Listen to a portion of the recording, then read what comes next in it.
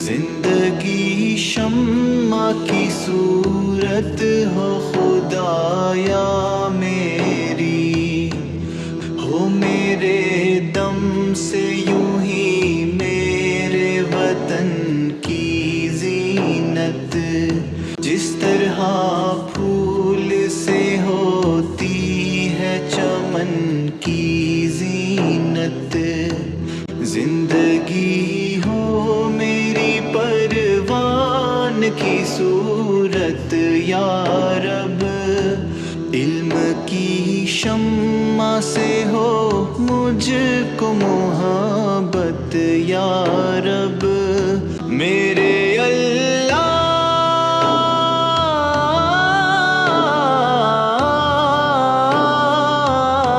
میرے اللہ، برائی سے بچانا مجھ کو، نیک جو راہ ہو اس راہ پہ چلانا مجھ کو۔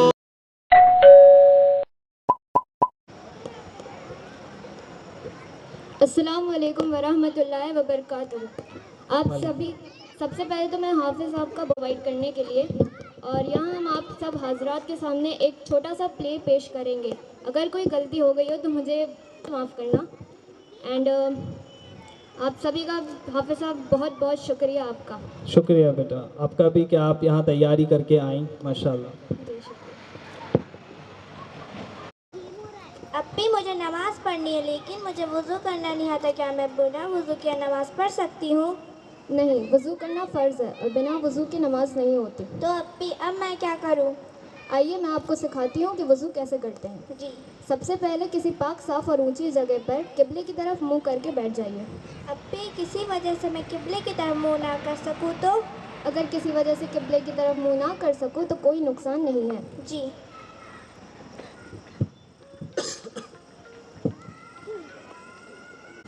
اب ایک صاف برتن میں پاک پانی لے کر بیٹھ جاؤ۔ جی۔ انیزا ہیلپ کر دیجئے، آپ ثواب مل جائے گا انشاءاللہ ان کے وضو کا آپ کو بھی۔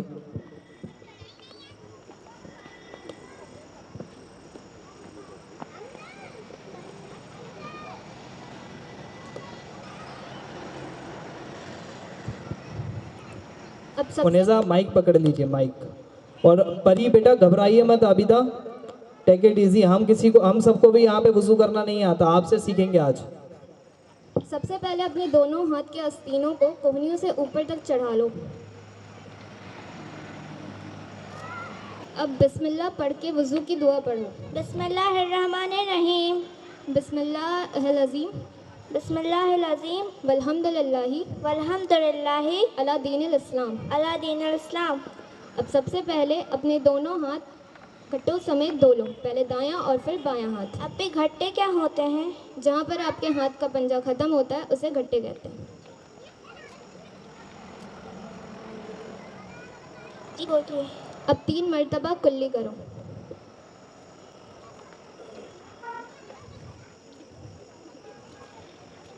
اب مسواک کرو۔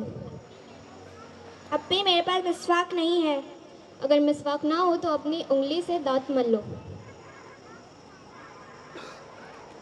اب 3 مرتبہ اپنے الٹے ہاتھ سے ناک میں پانی لو۔ اب 3 مرتبہ اپنے چہرے کو اچھی طریقے سے دھو لو۔ چہرہ دھونا فرض ہے اور بنا فرض کے وضو نہیں ہوتی اور نہ ہی نماز۔ اپنی پیشانی کے بالوں سے ٹھڈی کے نیچے تک اور ادھر ادھر کی دونوں کانوں تک چہرے کو دھو لے۔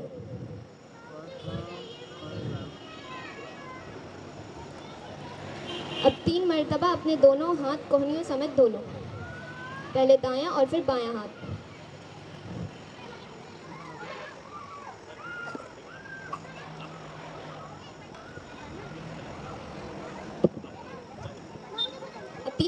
اب مسے کے لیے تیار ہو جاؤ۔ سب سے پہلے اپنا حجاب اتارو۔ مسح صرف 1 مرتبہ ہوتا ہے۔ سب سے پہلے سر کا مسح، پھر کان کا اور پھر گردن کا۔ اپنے ہاتھوں کو پانی سے تر کر لو۔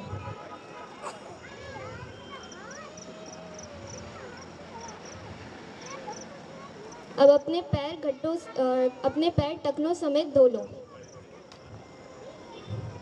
اب بھی ٹکنے کیا ہوتے ہیں؟ जहाँ पर आपकी एड़ी होती है वहाँ पर टखने होते हैं। अपने पैर को आगे पीछे दोनों तरफ अच्छे से धो लो, पहले दायां पाँव और फिर बायां।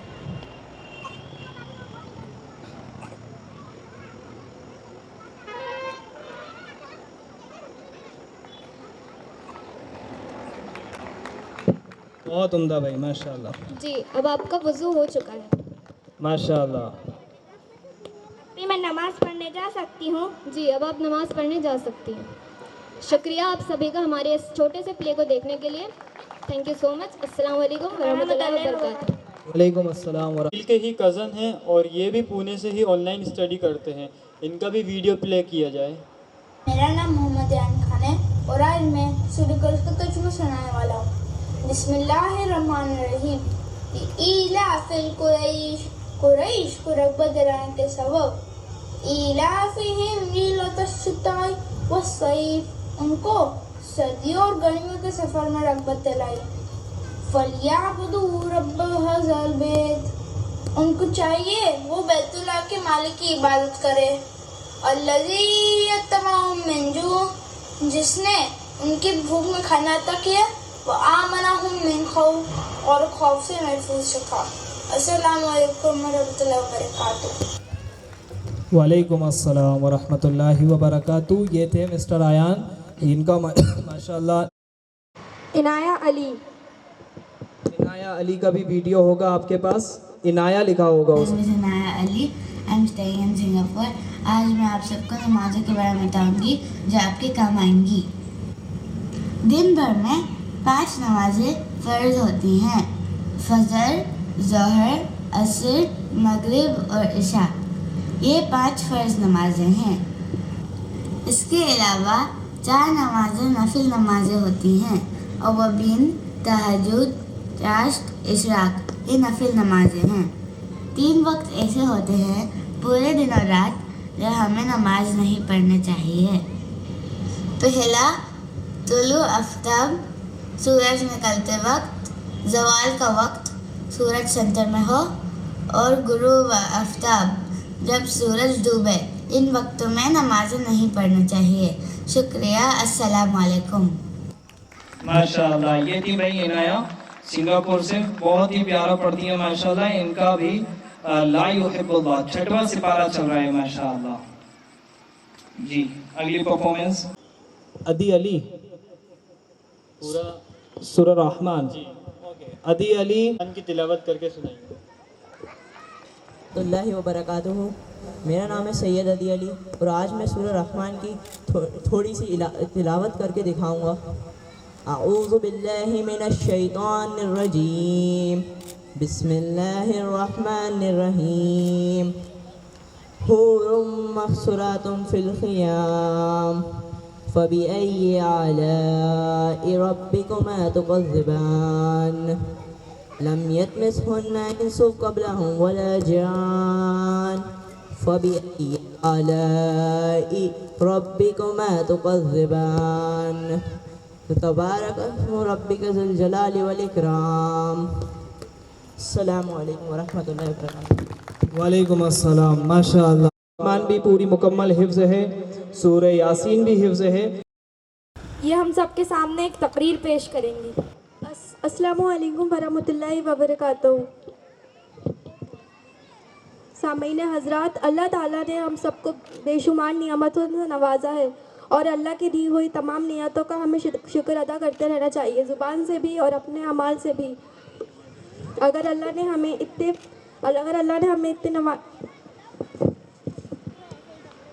कोई बात नहीं बेटा, आराम से टेक इट। अगर अल्लाह ने हमें तमाम नियामतों से नवाजा है तो हमें चाहिए अल्लाह की दी हुई शुक्र अदा करते रहें। हाफिज़ साहब आप यहाँ आ जाए। था मेरा, अब चढ़ना पड़ रहा है कि शुरू और स्टार्टिंग करूँगा। अनस्क्रिप्टेड कोई काम कर रहा हूँ तो आयान को बहुत हंसी आ रही है। मैं खड़ा हूँ, देखिए इन लोगों को भी किसी को कुछ नहीं आता है और मुझे तो बिल्कुल नहीं आता है, ठीक है। तो आप जल्दी से अपना जो भी है बोलिए, मैं यहाँ खड़ा हूँ, कोई दिक्कत नहीं है। एक बार और ताली बजा दीजिए बच्ची के लिए। अस्सलामु अलैकुम वरहमतुल्लाहि वबरकातुहू।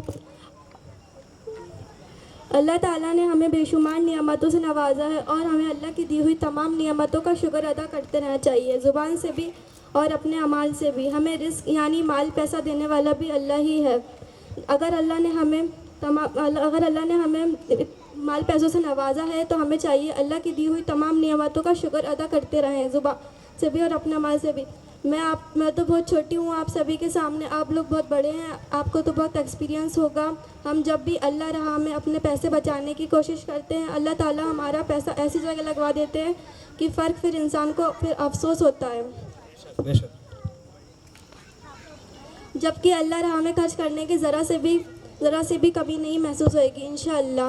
अल्लाह राह में खर्च करने के इतने सारे फ़ज़ाइल हैं कि मैं और आप बयां भी नहीं कर सकते। अब मैं अपनी बात ख़त्म करूँगी इस दुआ के साथ। अल्लाह ताला हमें सकी ना बनाए, हमें सकी बनाए। अल्लाह ताला हमें सकी बनाए, पैसे बचाने वाला ना बनाए, कंजूस ना बनाए। अस्सलाम वालेकुम रहमतुल्लाहि व बरकातहू। वालेकुम अस्सलाम। बहुत तेज तालियां होनी चाहिए आयशा के लिए, माशाअल्लाह।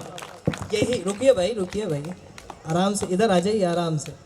यही चीज़ हमें ख़त्म करनी है हमारे बच्चों में। कॉन्फिडेंस की कमी नहीं है इनमें, इतना भरपूर है कि इनकी दूसरी चीज़ें अगर मैं आप लोगों को दिखा दूंगा ना तो आप सब फ़ैन हो जाओगे आयशा के। वो तो शुक्र मनाओ मैंने ऑपरेटर को वीडियो नहीं दिए हैं, ठीक है। अच्छा, बहुत ही अच्छा टॉपिक माशाल्लाह इन्होंने बोला कि हमें खर्च करने वाले अल्लाह ताला हमें बनाए, हम सबको। बेशक एक छोटी सी स्टोरी आयशा को यहीं खड़ा करके मैं आप लोगों को बताऊँगा, कोई इतनी बड़ी बात नहीं है ना। मैंने भी बहुत सीखी आप लोगों से स्टोरीज़। एक शख्स थे, उनके पास बहुत सारा माल था, बहुत पैसा था। उन्होंने हज़रत मूसा अलैहिस्सलाम से कहा कि आप अल्लाह ताला के पास जाइए और कहिए कि मेरा रिस्क बंद कर दें। और जब मूसा अलैहिस्सलाम जब रास्ते में थे तो एक फ़कीर गरीब उन्हें मिला। उसने बोला कि मूसा अल्लाह से कहो मुझे कुछ दे। ये दोनों की बात अल्लाह तबारक व तआला के पास लेकर पहुँचे मूसा अलैहिस्सलाम। मूसा अलैहिस्सलाम ने जब अर्ज़ किया तो अल्लाह ताला ने जवाब दिया, जो मतलब जिसका बंद करने का बोला था तो उसके लिए अल्लाह ताला ने जवाब दिया कि वो मेरा शुक्र अदा करना बंद कर दे, मैं उसका रिस्क बंद कर दूंगा। और जिसको बढ़ाने का कहा उसके लिए अल्लाह ताला ने कहा वो मेरा शुक्र अदा करना शुरू कर दे, मैं उसका रिस्क बढ़ा दूंगा। मूसा अलैहिस्सलाम वापस आए, दोनों को उनका जवाब दिया। जिसका बंद करने का बोला था उससे बोला कि भाई तुम अल्लाह का शुक्र अदा करना बंद कर दो, अल्लाह ताला तुम्हारा रिस्क बंद कर देंगे। वो कहने लगा मेरा तो बाल अल्लाह के शुक्र का मैं कैसे बंद कर सकता हूँ, इतना एहसान है मेरे मौला का, मैं बंद नहीं कर सकता। तो उन्होंने कहा बस तो फिर रिस्क भी बंद नहीं हो सकता। जो गरीब था उसके पास गए, उन्होंने उनसे कहा कि तुम अल्लाह का शुक्र अदा करना शुरू कर दो, अल्लाह तुम्हें रिस्क खोल देंगे रिस्क के रास्ते। तो उसका जवाब था कि इस फटे हुए कपड़े के लिए अल्लाह का शुक्र अदा करूं।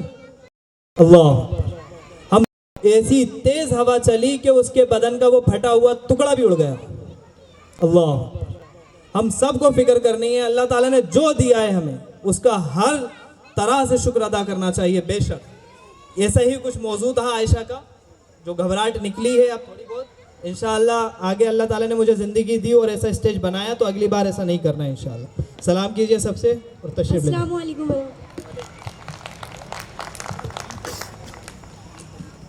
मैं बहुत शुक्रगुजार हूँ मुफ्ती रिजवान साहब का, जो हरदा से हमारे इस जलसे में तशरीफ़ लाए हैं। अब हज़रत आप लोगों के सामने अपनी कीमती अल्फाज कुछ पेश करेंगे। मुफ्ती साहब तशरीफ़ लें।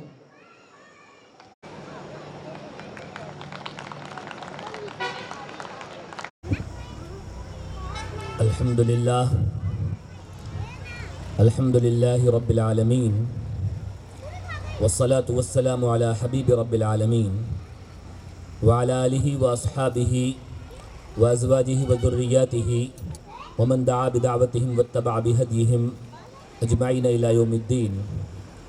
अम्मा बाद, फ़अऊज़ु बिल्लाहि मिनश शैतानिर रजीम। बिस्मिल्लाहिर रहमानिर रहीम। क़ुल हल यस्तविल्लज़ीना यअलमून वल्लज़ीना ला यअलमून। सदक़ल्लाहुल अलीयुल मौलानुल अज़ीम। काबिल एहतराम असातिज़ाए इज़ाम, मेहमानान किराम, इज़्ज़त माब, इफ़्फ़त माब, पर्दा नशीन इस्लामी माए बहनें और इंतहाई अज़ीज़ तलबा और तालिबात, इस वक्त हम ऑन लाइन मकतब के सालाना प्रोग्राम, सालाना फंक्शन, सालाना इजलास में जमा हैं। अल्लाह रब्बुल इज़्ज़त का बेइंतहा फज़ल व एहसान और करम व इनायत है कि उसने हमें इतने बेहतरीन प्रोग्राम करने की तौफ़ीक़ बख्शी, मौका इनायत फरमाया। ये प्रोग्राम असल में पिछली कई सालों की मेहनत का एक हल्का सा नमूना और कोशिशों का हल्का सा मुज़ाहरा है।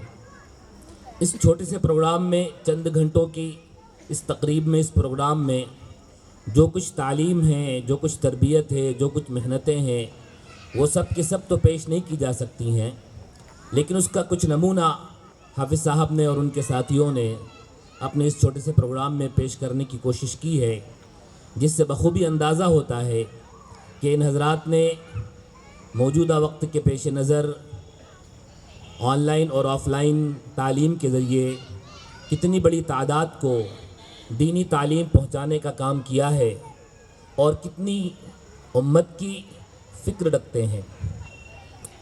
काबिल एहतराम साथियों और अज़ीज़ तलबा और तालिबात, इस्लाम ने रोज़ अव्वल से तालीम पर बहुत ज़ोर दिया है। हम सब बारहा पढ़ते सुनते कहते रहे हैं कि सबसे पहली जो वही अल्लाह के रसूल सल्लल्लाहु अलैहि वसल्लम पर नाजिल हुई वो तालीम की अहमियत के बारे में थी। इक़रा बिस्मि रब्बिकल्लज़ी खलक़, ये इब्तिदाई 5 आयात जिसमें अल्लाह ताला ने इंसान की पैदाइश का भी ज़िक्र फरमाया और इंसान को कलम के ज़रिए तालीम देने का ज़िक्र फरमाया। दूसरी वही जो नाजिल हुई, बहुत से उलमा फरमाते हैं सूरह कलम 12-29 की जो इब्तिदाई 7 आयात हैं, ये दूसरी वही है। इस दूसरी वही के अंदर भी नून वल कलम वमा यस्तरून, कलम का तज़किरा है, इल्म के हासिल करने के ज़रिए का तज़किरा है। अरबों के यहाँ पढ़ने पढ़ाने का बहुत ज़्यादा रिवाज नहीं था, लेकिन जब आप सल्लल्लाहु अलैहि वसल्लम की बैसत हुई, आप तशरीफ़ लाए, तो आपने जहाँ पर दीन की दावत देना शुरू की, वहीं पर मक्का मुकर्रमा में दार अरकम के नाम से एक तालीमगाह कायम फरमाई, दार अरकम के नाम से एक मदरसा कायम फरमाया, दार अरकम के नाम से एक मकतब, एक स्कूल कायम फरमाया कि जो लोग भी दीन को कबूल कर लेंगे, इस्लाम को कबूल कर लेंगे, कलमा पढ़ लेंगे, उनकी तालीम और तरबियत के लिए ये मदरसा रहेगा, ये मकतब रहेगा, ये स्कूल रहेगा दार अरकम के नाम से। जब आप सल्लल्लाहु अलैहि वसल्लम ने हिजरत फरमाने का इरादा फरमाया, उससे पहले ही ये बात तय हो गई थी कि आपका जो हिजरत का मकाम है वो मदीना तय्यबा होगा। तो मदीना तय्यबा हिजरत फरमाने से पहले और मदीना तय्यबा में इस्लामी रियासत के कायम होने से पहले ही आप सल्लल्लाहु अलैहि वसल्लम ने अपनी जानिब से एक मुअल्लिम को, एक अफसर तालीम को, गोया कि अपनी रियासत के वज़ीर तालीम को, एजुकेशन मिनिस्टर को पहले ही मदीना तय्यबा रवाना फरमाया। हज़रत मुसअब बिन उमैर रज़ियल्लाहु ताला अन्हु को हिजरत से तकरीबन 1 साल पहले आप सल्लल्लाहु अलैहि वसल्लम ने मदीना तय्यबा रवाना फरमा दिया कि वो वहाँ पर जाएं, तालीम देना उम्मत को शुरू कर दें। यानी सोचे तो अभी रियासत कायम नहीं हुई है, अभी आप सल्लल्लाहु अलैहि वसल्लम ने हिजरत नहीं फरमाई है, अभी स्टेट का कोई भी महकमा कायम नहीं हुआ है, अभी कोई महकमा कायम नहीं हुआ, लेकिन उससे पहले आप सल्लल्लाहु अलैहि वसल्लम ने वहाँ पर मदीना तय्यबा के अंदर, रियासत इस्लामी के अंदर एक तालीमी निज़ाम को जारी फरमा दिया। फिर जैसे जैसे अहकाम नाजिल होते जाते थे, वैसे वैसे आप सल्लल्लाहु अलैहि वसल्लम की तरफ से हज़रत मुसअब बिन उमैर रज़ियल्लाहु ताला अन्हु को अपडेट दिया जाता था कि अब नमाज के अंदर ज़ोहर की नमाज के मौके पर ज़ोहर की नमाज के बजाय 2 रकात नमाज जुमे की पढ़ी जाए, 2 रकात नमाज अदा की जाए और ख़ुतबा पढ़ा जाए। आपने मदीना तय्यबा में जब मुसअब बिन उमैर रज़ियल्लाहु ताला अन्हु लोगों को तालीम दे रहे थे और आप अभी मक्का मुकर्रमा में थे, उसी वक्त से आप सल्लल्लाहु अलैहि वसल्लम ने उनको इस बात की अपडेट दी, उनके निसाब को अपडेट किया और उनसे फरमाया कि आप इस तरह से अपने तालीमी निज़ाम को बनाएं। जब मदीना तय्यबा के अंदर आप सल्लल्लाहु अलैहि वसल्लम ने अपनी रियासत का, इस्लामी रियासत का सबसे पहला मरकज़ मस्जिद नबवी को कायम फरमाया, तो मस्जिद नबवी को कायम फरमाते वक्त एक हिस्सा उसका इबादत गाह था और एक हिस्सा उसका तालीम गाह था। اس تعلیم گاہ والے حصے کو صفہ کہا جاتا ہے. بعض کتابوں میں، پرانی کتابوں میں اس کو ذلہ بھی کہا گیا. صفہ کے معنی آتے ہیں چبوترے کے، اور ذلہ کے معنی آتے ہیں سائبان کے، چھپر کے. تو ایک حصہ مسجد نبوی کا عبادت گاہ قرار پایا، وہاں نمازیں ادا کی جاتی تھی، اور ایک حصہ مسجد نبوی کا تعلیم گاہ قرار پایا، وہاں پر سیکھنے سکھانے کا عمل ہوتا تھا. ایک صحابی کو آپ صلی اللہ علیہ وسلم نے اس کا کل وقتی معلم متعین فرمایا، اور موقع موقع سے آپ صلی اللہ علیہ وسلم خود بھی وہاں پر تعلیم دیا کرتے تھے، خود بھی موقع موقع سے تعلیم دیا کرتے تھے. تعلیم کے حاصل کرنے میں، علم کے حاصل کرنے میں آپ صلی اللہ علیہ وسلم نے کسی بھی طرح کا کوئی امتیاز نہیں برتا، حتیٰ کہ ضرورت پڑنے پر غیر مسلموں سے بھی آپ صلی اللہ علیہ وسلم نے امت کو تعلیم دلوائی. بدر کا موقع ہے، بہت سارے کفار قید ہو کر آئے. آپ صلی اللہ علیہ وسلم نے جو لوگ پڑھنا لکھنا جانتے تھے ان لوگوں سے فدیہ تعلیمی وصول فرمایا، تعلیمی فدیہ وصول فرمایا، مالی فدیہ وصول نہیں فرمایا. ان سے جو تاوان لیا، ان سے یہ کہا کہ آپ 10 لوگوں کو پڑھنا لکھنا سکھا دیں اور آپ آزاد ہیں. حالانکہ اس وقت میں ریاست مدینہ بہت غربت کا شکار تھی، بہت قسم پرسی کا عالم تھا، مال کی بہت سخت ضرورت تھی. لیکن ایسے وقت میں بھی آپ صلی اللہ علیہ وسلم نے ان لوگوں سے امت کے افراد کو، بچوں کو سیکھنا سکھانا، اس چیز کو مال کے لینے پر ترجیح دی، مال کے لینے پر اس چیز کو ترجیح دی. آپ صلی اللہ علیہ وسلم نے صفہ کے اندر ایک تعلیم گاہ قائم فرمائی، صفہ میں تعلیم گاہ قائم فرمائی. عربوں کے ہاں لکھنے لکھانے کا، لکھنے پڑھنے کا رواج نہیں تھا. تاریخ کی کتابوں میں تقریباً 17 افراد کا تذکرہ آتا ہے کہ مکہ مکرمہ میں 17 لوگ، اس وقت میں یہ 15-17 لوگ تھے جو لکھنا اور پڑھنا جانتے تھے، 15-17 لوگ تھے. لیکن آپ صلی اللہ علیہ وسلم نے لکھنے پڑھنے کو کس قدر ترویج دی، کس قدر اس کے بارے میں آپ نے فکر فرمائی. ایک مثال سے اس کا اندازہ ہوتا ہے. مدینہ طیبہ کی طرف آپ صلی اللہ علیہ وسلم نے ہجرت فرمائی، اور ہجرت فرمانے کے چند مہینے کے بعد سورہ بقرہ کی ایک آیت نازل ہوتی ہے جس کو تفسیر والے آیت مدائنہ کہتے ہیں. آیت مدائنہ قرض کی آیت، لین دین کے بارے میں احکام کی آیت، جو قرآن مجید کی حجم کے لحاظ سے سب سے لمبی آیت ہے. یا ایھا الذین آمنوا اذا تداینتم بدین الی اجل مسمى فاکتبوہ، یہ آیت نازل ہوتی ہے. اس آیت کے اندر حکم ہے کہ جب بھی کوئی معاملہ مسلمان لین دین کا ادھار کریں تو لازمی طور پر اسے لکھ لیا کریں، اور ساتھ ہی ساتھ گواہوں کو متعین کر لیا کریں. وہ گواہ اس معاملے پر گواہ ہو جائیں اور اپنے دستخط، اپنی گواہی وہاں پر ثبت کر دیں، وہاں پر لکھ دیں. اندازہ لگائیے، جس معاشرے کے اندر کچھ سالوں پہلے تک لکھنے پڑھنے والے افراد صرف اتنے تھے جو انگلیوں پر گنے جا سکے، اور کچھ ہی سالوں کے بعد، یعنی مدینہ طیبہ تشریف لانے کے بعد، ہجرت فرمانے کے چند مہینوں کے بعد یہ آیت نازل ہوتی ہے جس کے اندر عام حکم دیا گیا کہ کوئی بھی معاملہ ادھار کا لکھا پڑھی کے بغیر نہ کیا جائے. اس سے اندازہ ہوتا ہے کہ لکھنے پڑھنے کا رواج اس قدر عام ہو چکا تھا کہ ہر وہ فرد جو کوئی معاملہ کرتا ہے کر سکتا ہے. مارکیٹ کے اندر بیٹھنے والا تقریباً ہر آدمی یا اکثر افراد لکھنا پڑھنا جانتے تھے. اسی لیے تو یہ حکم نازل ہوا کہ جب آپ کوئی معاملہ ادھار کا کریں تو ساتھ میں لکھ لیا کریں، گواہ متعین کر دیا کریں، اور وہ گواہ بھی اپنے دستخط اس معاملے پر ثبت کر دیں، اپنے دستخط، اپنے سگنیچر بھی کر دیں. اس سے اندازہ ہوتا ہے کہ آپ صلی اللہ علیہ وسلم نے تعلیم کے باب میں کتنی توجہ دی اور کتنی تیزی اور سرعت کے ساتھ میں آپ صلی اللہ علیہ وسلم نے تعلیم کی اشاعت کی فکر فرمائی. پھر جیسے جیسے ریاست اسلامی پھیلتی گئی، بڑھتی گئی، آپ صلی اللہ علیہ وسلم کا یہ معمول تھا کہ یہاں سے صفہ سے پڑھنے والے جو پڑھتے تھے ان کو قاری کہا جاتا تھا، قاری کہا جاتا تھا. پڑھنے والے قراء کی جماعتوں کو الگ الگ علاقوں میں بھیجا بھی جاتا تھا، وہاں پر جا کر وہ لوگوں کو تعلیم دیتے تھے، اور مختلف جگہوں سے باصلاحیت افراد کو مکہ مدینہ منورہ میں بلا کر یہاں پر ان کا ایک نصاب تھا، اس نصاب کے مطابق ان کو تعلیم دی جاتی تھی. وہ یہاں سیکھتے، عملی طور پر بھی سیکھتے، علمی طور پر بھی سیکھتے، اور پھر وہ جا کر اپنے اپنے قبائل کے اندر تعلیم دیتے تھے. یعنی تعلیم کے معاملے میں اسلام کے اندر کس قدر رواج تھا.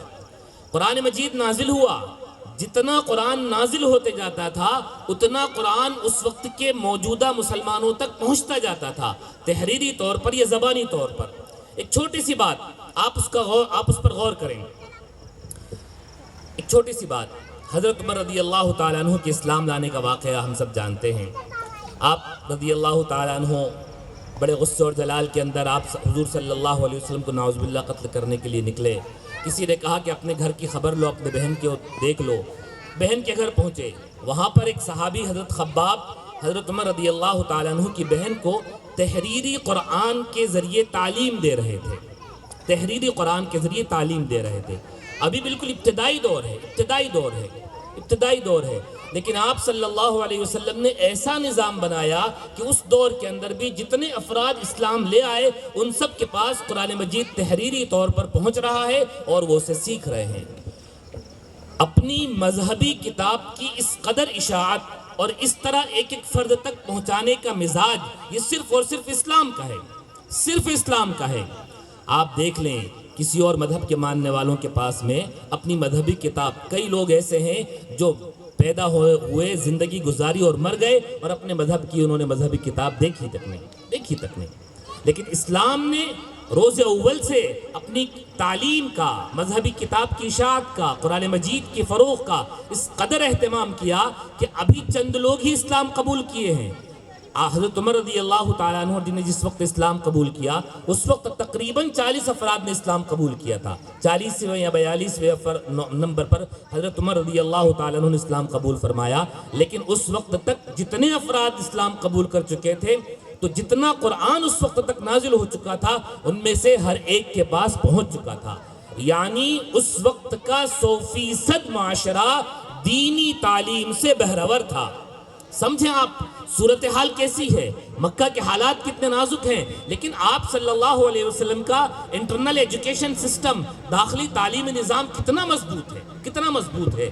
اب اس کا ہم توازن, موازنہ, اس کا تقابل ہم اپنے معاشرے سے کریں کہ ہمارے اپنے معاشرے کے اندر دینی تعلیم سے کتنی بیزاری ہے, دینی تعلیم سے کتنی دوری ہے. قرآن مجید کی تلاوت سے, قرآن مجید کے سمجھنے سے, اردو کے سمجھنے سے, دین کی بنیادی چیزوں سے ہمارا معاشرہ بالکل ناواقف ہے. حالانکہ آپ صلی اللہ علیہ وسلم نے ہمیں حکم دیا ہے کہ علم کا حاصل کرنا ہر مسلمان کے ذمہ فرض اور ضروری ہے. ہر مسلمان کے ذمہ فرض اور ضروری ہے, چاہے مرد ہو یا عورت ہو, ہر ایک کے ذمہ علم کا حاصل کرنا فرض اور ضروری ہے. حدیث کے الفاظ ابن ماجہ کی روایت ہے, طلب العلم فریضۃ, علم کا حاصل کرنا, علم کا تلاش کرنا, علم کے لیے جستجو کرنا, یعنی آگے بڑھ کر اس کے لیے کوشش کرنا. راستہ چلتے کوئی بات سن لی, کسی اجتماع کے اندر کوئی بیان سن لیا, کسی جگہ کوئی نصیحت سن لی, کسی دیوار پر کوئی بات پڑھ لی, سوشل میڈیا پر کوئی پوسٹ پڑھ لی, یہ علم کا حاصل کرنا نہیں ہے. طلب العلم, علم کو تلاش کرنا, آگے بڑھ کر اس کے لیے جستجو کرنا, اس کے لیے اسباب کا اختیار کرنا, اس کا حکم ہے. طلب اس کا حکم ہے. طلب العلم, علم کا حاصل کرنا. کس علم کا؟ فقہاء نے اس کی, محدثین نے اس کی وضاحت کی ہے, یعنی وہ علم حاصل کرنا, بنیادی عقائد کا, اسلامی عقائد کا علم حاصل کرنا, اسلامی اعتقادات کا علم حاصل کرنا, جس چیز سے متعلق جو مرحلہ زندگی کے اندر پیش آنا ہے اس سے متعلق علم حاصل کرنا. عبداللہ بن مبارک رحمۃ اللہ علیہ سے کسی نے پوچھا اس کا مطلب کیا ہے؟ انہوں نے کہا جیسے کوئی شخص 200 درہم کا مالک ہو جائے, یعنی زکوٰۃ کے نصاب کا مالک ہو جائے, تو اس کے ذمہ زکوٰۃ کے مسائل کا علم حاصل کرنا اس کے ذمہ فرض ہے. جس بچے پر نماز فرض ہو جائے, جو بالغ ہے اس کے ذمہ نماز فرض ہے, اس کے لیے نماز کے مسائل کا علم حاصل کرنا فرض ہے. فرض ہونے کا مطلب کیا ہے؟ فرض ہونے کا مطلب دیکھیے, جو چیز فرض ہوتی ہے اس کا ہر جز فرض ہوتا ہے. فرض کا ہر جز, فرض کا ہر حصہ, فرض کا ہر پارٹ فرض ہوتا ہے. یعنی نماز پڑھنا فرض ہے تو نماز کے لیے پاک کپڑے پہننا فرض ہے, نماز کے لیے پاکی حاصل کرنا فرض ہے, نماز کے لیے وقت کا علم حاصل کرنا فرض ہے, نماز کے لیے قبلے کا علم حاصل کرنا کہ قبلہ کس طرف ہے فرض ہے. تمام چیزیں نماز کے جتنے اجزاء ہیں وہ سب کے سب فرض ہیں. اسی طرح علم حاصل کرنا فرض ہے. طلب العلم فریضۃ, یعنی علم کے حاصل کرنے کے انتظام کرنا فرض ہے. اس کے لیے کوئی معلم ہائر کرنا فرض ہے, اس کے لیے اپنا وقت خالی کرنا فرض ہے, اس کے لیے اسباب و وسائل مہیا کرنا فرض ہے. فرض کا ہر جز فرض ہوتا ہے, نماز کا ہر جز جو ہے فرض ہے، اسی طرح علم کے حاصل کرنا فرض ہے، یعنی اس کی جتنے اسباب و وسائل ہو سکتے ہیں ان سب کا اختیار کرنا، ان سب کا حاصل کرنا فرض ہے، ضروری ہے، فرض ہے، ضروری ہے۔ علی کل مسلم، ہر مسلمان کے ذمے، ہر مسلمان کے ذمے ہونے کا مطلب کیا ہے؟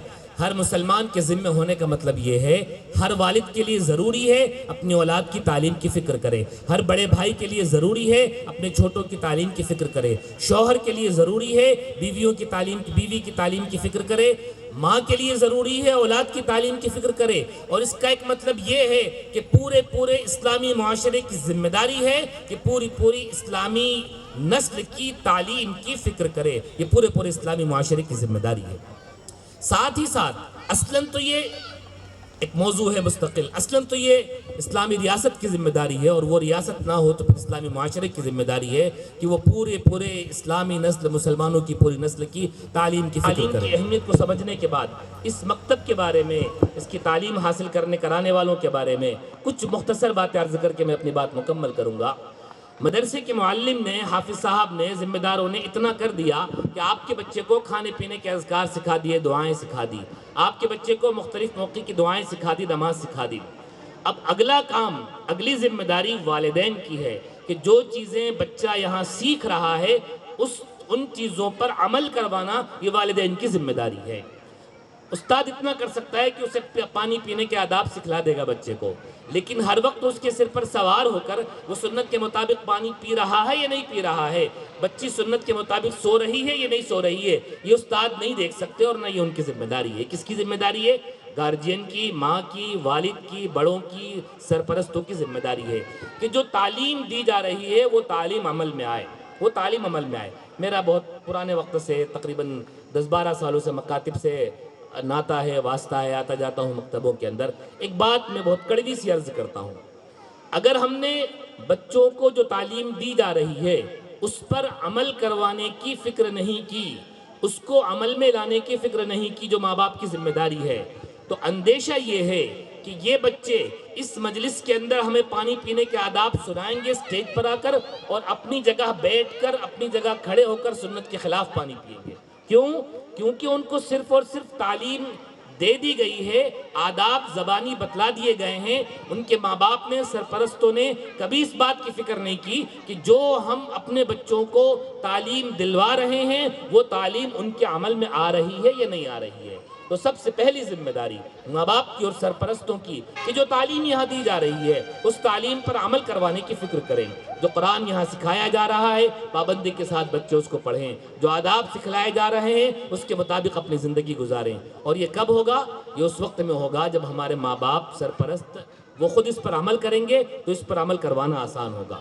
اور دوسری ایک ذمہ داری، دوسری ایک چیز، اس بات کی کوشش کرنا کہ ہمارے اس مکتب سے اور تعلیم حاصل کرنے والے بچوں میں جو ذہین بچے ہیں، جو سمجھدار بچے ہیں، جو شریف الطبع بچے ہیں، ان کی ایک تعداد اعلیٰ دینی تعلیم کے لیے نکلے، مدارس میں دینی تعلیم حاصل کرنے کے لیے نکلے، اعلیٰ دینی تعلیم حاصل کرنے کے لیے نکلے۔ یہ دو بنیادی ذمہ داری ہماری والدین کی، سرپرستوں کی ہے کہ بچوں کو عمل کروائیں اور اعلیٰ دینی تعلیم کے لیے اپنے بچوں کو نکالیں۔ الحمدللہ ہمارے آج کے سرپرست اور صدر جناب قاضی صاحب تشریف لا چکے ہیں۔ میں تمام اس کرم کا کروں شکر کیسے ادا، اس کرم کا کروں شکر کیسے ادا، جو کرم مجھ پہ میرے نبی نے کیا، میں سجاتا تھا سرکار کی محفلیں، میں سجاتا تھا سرکار کی محفلیں، مجھ کو ہر غم سے رب نے بری کر دیا، اس کرم کا کروں شکر کیسے ادا، اس کرم کا کروں شکر کیسے ادا۔